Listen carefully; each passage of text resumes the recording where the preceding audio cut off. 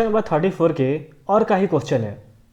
For sample A B C and D changes the color of pH paper or solution to green, reddish pink, blue or orange. The pH was recorded as 7 to 10.5 and 6 respectively. Which of the sample has the highest amount of hydrogen ion concentration? तो इसमें से किस sample का सबसे highest amount of hydrogen ions होगा, और उसके साथ arrange the 4 sample in the decreasing order of their pH, और उसके साथ अरेंज करना है हमें फॉलोइंग पीएच को in the order of decreasing, है ना, डिक्रीजिंग ऑर्डर में उसको हम लोग को करना है। तो चलिए बोर्ड पे चलते हैं और समझते हैं। तो यहाँ पे सबसे पहले हम नॉर्मल फॉर्म में समझेंगे कि आखिर पीएच होता क्या है और कैसे इसका वैल्यू हम लोग फाइंड कर सकते हैं कि किसका हाईएस्ट वैल्यू होगा और किसका लोएस्ट वैल्यू होगा, ताकि आपको कभी भी इस टाइप का क्वेश्चन है तो कभी भी प्रॉब्लम ना हो। तो यहाँ पे देखेंगे क्या होगा। सबसे पहले पीएच देखते हैं। पीएच होता क्या है? पीएच का फुल फॉर्म होता है power of hydrogen. Power of hydrogen यानी हाइड्रोजन का कितना पावर है उसके बारे में बात करेगा पीएच। और यहाँ पे पीएच एक स्केल होता है जिसके बारे में आपने सुना होगा। पीएच स्केल क्या होता है? 0 to 14 होता है, बीच में हमें 7 देखने को मिलता है। यानी 7 से जैसे जैसे आप नीचे आते जाएंगे, 7 से जैसे जैसे आप पीछे चलते जाएंगे, वैसे वैसे पीएच का वैल्यू कम होता जाएगा, और जितना वैल्यू कम होगा उतना वो एसिडिक कैरेक्टर का होगा। यानी एसिडिक कैरेक्टर जो होगा जैसे जैसे आप जाएंगे इधर, वैसे वैसे इंक्रीज होता जाएगा। यानी अगर 1 हुआ तो बहुत ही ज्यादा एसिडिक हुआ, अगर 6 है तो कम एसिडिक है, 5 है थोड़ा और ज्यादा एसिडिक है, 4 है तो और एसिडिक है, 3 है तो और इसी तरह से बढ़ता जाएगा। और अगर 7 के बाद बात करें, अगर यहाँ पे 8 है तो लेस बेसिक है, 9 है तो मोर बेसिक है, 10 है तो और ज्यादा बेसिक है, उस टाइप से 14 पे हाईएस्ट बेसिक होता है। तो इससे पहले मैंने इसके बारे में आपको कॉन्सेप्ट बताया हुआ। तो चलिए यहाँ पे आपने इतना सारा क्लियर कर लिया, यानी कि पीएच, और पीएच किसके इक्वल होता है तो आइए उसको भी थोड़ा समझते हैं। पीएच जो होता है वो डायरेक्टली प्रोपोर्शनल होता है। पीएच मतलब पावर ऑफ हाइड्रोजन। हाइड्रोजन का जितना पावर होगा उसी का सबसे ज्यादा पीएच होगा, यानी वही ज्यादा एसिडिक होगा। यही है ना। तो पीएच कैसे होता है? जो ज्यादा एसिडिक हुआ उसका पीएच उतना ज्यादा हाई। और इसमें आपको देखने को मिल रहा है, यहाँ पे आपको देखने को मिल रहा है, क्या मिल रहा है कि 2 जो है 2 का, इसमें सबसे ज्यादा एसिडिक कौन होगा? 6 कम एसिडिक, 7 तो न्यूट्रल होते, तो बेसिक मतलब सबसे ज्यादा एसिडिक कौन है? सेकंड जो है हमारा सबसे ज्यादा एसिडिक है। और ऑप्शन नंबर 1 में हमें देखने को मिल रहा है which of the sample has the highest amount of hydrogen ion. तो हम लोग किसको बोलेंगे? ऑप्शन नंबर बी को बोलेंगे। यानी फर्स्ट का आंसर क्या होगा? Option number B. इसी टाइप से इसी में एक और है, arrange the 4 sample in the decreasing order of their pH.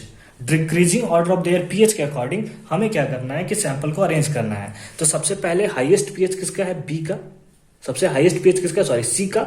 सी का हाईएस्ट पीएच है। उसके बाद उससे कम किसका है? तो उससे कम है ए का। फिर उससे कम किसका है? तो उससे कम है डी का। और उससे कम किसका है? तो है बी का। इसी के सेकंड में है, Rahul found that the plaster of Paris which is stored in a container has become very hard and lost its binding nature. What is the reason for this? Also, write a chemical equation to represent the reaction taking place. कहने का मतलब है कि plaster of Paris जो है, राहुल जो है उसको मिलता है प्लास्टर ऑफ पेरिस, उसको एक कंटेनर में स्टोर करता है, कुछ देर के बाद वो क्या करता है, बहुत ज़्यादा हार्ड हो जाता है और लॉस्ट कर देता है अपना बाइंडिंग नेचर जो होता है उसको। तो इसका रीज़न क्या था और हमें केमिकल इक्वेशन के थ्रू भी उसको रिप्रेजेंट करना है। तो चलिए इसको सॉल्व करते हैं। तो इसका रीजन होगा ड्यू टू मॉइस्चर। किसके कारण? Due to moisture. मॉइस्चर के कारण क्या होता है, प्लास्टर ऑफ पेरिस जो होता है, जो एटमॉस्फेयर में मॉइस्चर प्रेजेंस होता है उसके साथ रिएक्शन कर लेता है। क्या कर लेता है?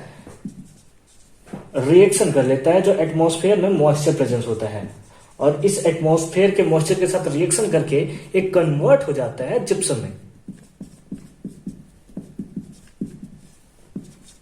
जिप्सम में। और इसके साथ साथ हमें और क्या पूछा है? इसके साथ साथ हमें पूछा हुआ है कि इसका एक बैलेंस्ड केमिकल इक्वेशन के फॉर्म में भी इसको आप ट्रांसफॉर्म कीजिए। तो क्या होगा?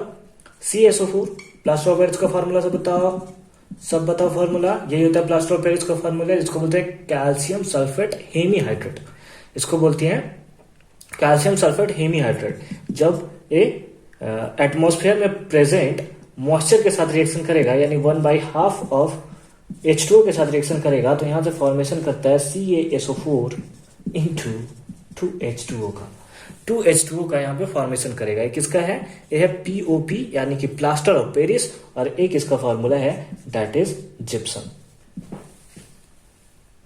थर्ड में हमें बताना है uses of plaster of Paris. POP का क्या यूज है उसके बारे में। तो आपने देखा होगा, क्या देखा होगा कि किसी का हाथ ऐसे है सीधा, अचानक से वो हाथ उसका टूट गया। लो, इतना बड़ा नहीं हो गया यार, हाथ तो छोटा ही रहेगा। तो उसका हाथ टूट गया, तो हाथ टूटने के बाद देखिए होगा कि डॉक्टर के पास जाता है। डॉक्टर के पास जाने के बाद उसके ऊपर ऐसे ऐसे ऐसे ऐसे पट्टी बांधता रहता है, तो व्हाइट कलर का पट्टी दिखता होगा।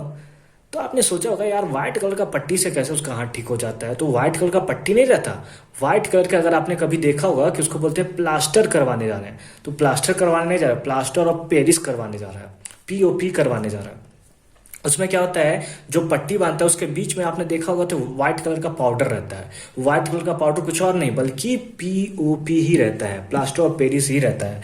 उसके थ्रू क्या होता है कि एक राज की बात बताऊं तुम्हें, अगर किसी दोस्त से बदला निकालना हो, सुनो सुनो सुनो मेरी बात सुनो, अगर किसी दोस्त से बदला निकालना हो और उसका हाथ टूटा हुआ है और उसे उतना भी देखकर तुम्हें सुकून नहीं मिल रहा है, तो उसका हाथ पानी में डाल दो।